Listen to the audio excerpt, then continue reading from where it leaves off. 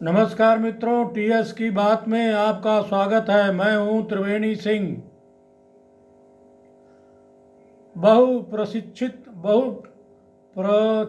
प्रशिक्षित दिल्ली नगर निगम का चुनाव हो गया।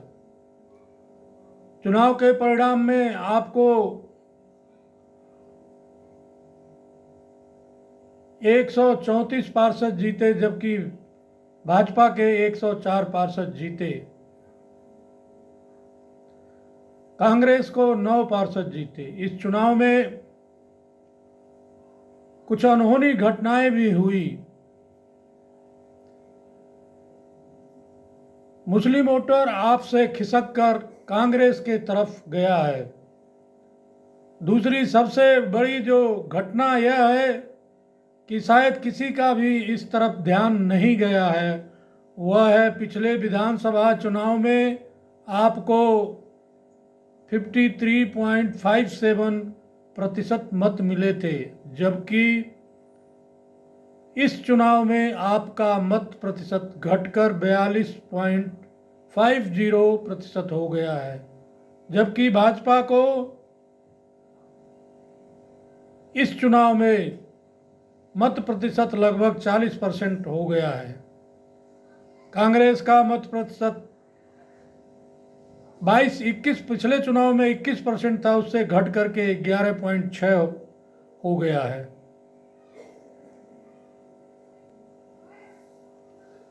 यह चुनाव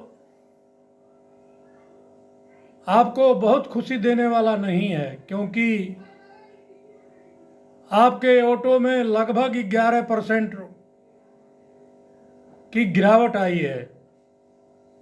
वहीं बीजेपी को 1% वोट का फायदा हुआ है।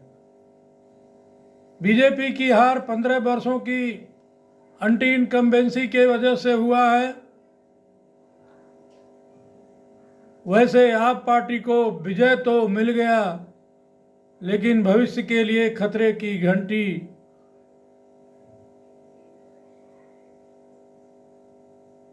की घंटी की ओर इशारा करता है, क्योंकि 11% वोटों के गिरावट से विधानसभा चुनाव में सीटों में काफ़ी बदलाव देखने को मिलेगा।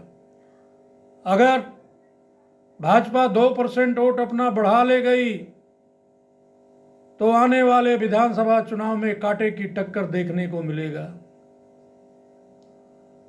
इसी तरह इस चुनाव में अगर सीटों का विश्लेषण किया जाए तो मनीष सिसोदिया के क्षेत्र में 4 पार्षद की सीटें हैं, वहां से आपका केवल 1 पार्षद जीता है और 3 पार्षद भाजपा के विजयी हुए हैं। सत्येंद्र जैन के सुकर बस्ती में तीनों वार्डों में बीजेपी के पार्षद जीते हैं।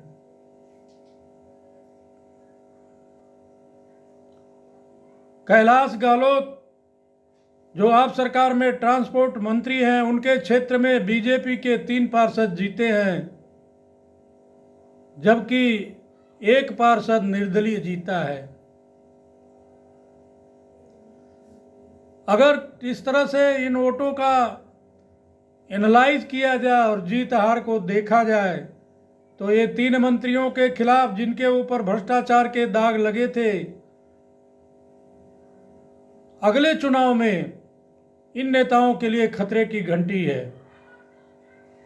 इसी तरह से बीजेपी के सांसदों के क्षेत्र में पूर्वी दिल्ली, जो कि गौतम गंभीर का है, वहां पर बीजेपी 36 वार्डों में से 22 वार्ड में बीजेपी के पार्षद जीते हैं। चांदनी चौक लोकसभा सीट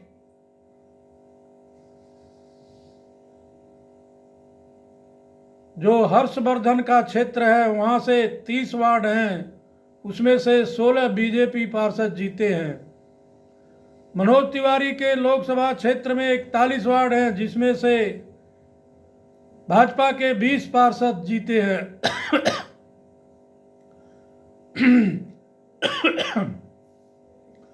मीनाक्षी लेखी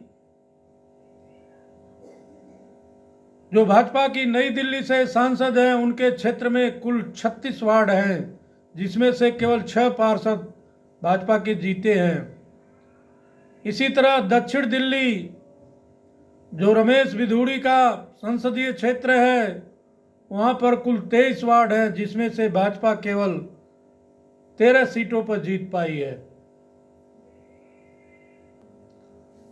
पश्चिमी दिल्ली से प्रवेश वर्मा का संसदीय क्षेत्र है, वहां पर कुल 38 वार्ड में से बीजेपी ने केवल 14 सीटों पर चुनाव जीता है।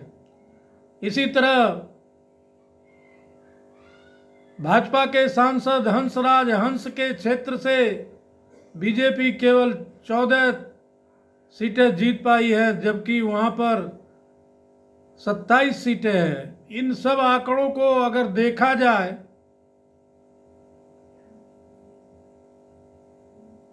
तो मीनाक्षी लेखी, प्रवेश वर्मा, रमेश बिधूरी इस अपने संसदीय क्षेत्रों को अगर लगे होते तो आज स्थिति दूसरी होती। और अभी तो जो हार जीत हो गया, लेकिन इनके लिए खुद अगले चुनाव में कड़े मुकाबले का सामना करना पड़ेगा। अगर इन चुनाव में समग्र विश्लेषण किया जाए तो यह निष्कर्ष निकल कर आता है कि बीजेपी के 3 बड़े नेताओं की संभावित हार की जमीन तैयार हो गई है। इसी तरह मीनाक्षी लेखी के लिए भी हार का खतरा दिखाई दे रहा है। बीजेपी और आपको अधिक तैयारी करनी पड़ेगी।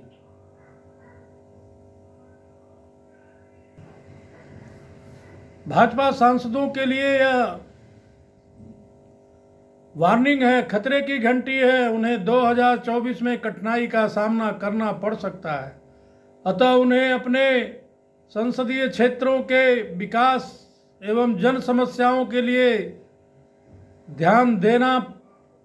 ज़्यादा ध्यान देना पड़ेगा, अन्यथा हार तय है। आपका जिस तरह से वोट प्रतिशत एमसीडी में घटा है, वो अगले चुनाव के लिए आपके लिए खतरे की घंटी है।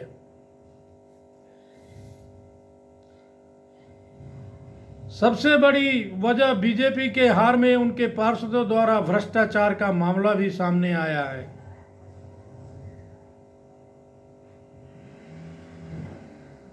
और अभी जो खबरें मिल रही हैं उसके अनुसार आप पार्टी भाजपा के पार्षदों को खरीदने की कोशिश कर रही है, ताकि उनका महापौर का उम्मीदवार आराम से चुनाव जीत जाए। इस तरह से यह कहा जा सकता है कि आप पार्टी चुनाव तो जीत गई, लेकिन उसकी जमीन खिसक गई है। अब ये जो जमीन खिसकी है, इसी के ऊपर बीजेपी को कड़ी मेहनत करनी पड़ेगी, ताकि ये अपनी खोई हुई जमीन रीगेन न कर पाए। तभी बीजेपी अगले चुनाव में, विधानसभा के चुनाव में जीत का पताका फहरा पाएगी। अदरवाइज उनको फिर शिकस्त का मुंह देखना पड़ेगा।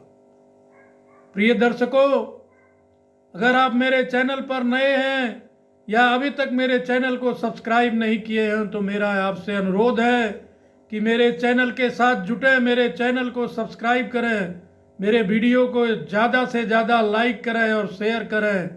अगर कोई कमेंट्स है तो गरिमापूर्ण कमेंट्स बॉक्स में भेजें। बेल आइकन की बटन दबाना न भूलें, ताकि अगले आने वाले वीडियो का नोटिफिकेशन आप लोगों तक पहुंचता रहे। धन्यवाद।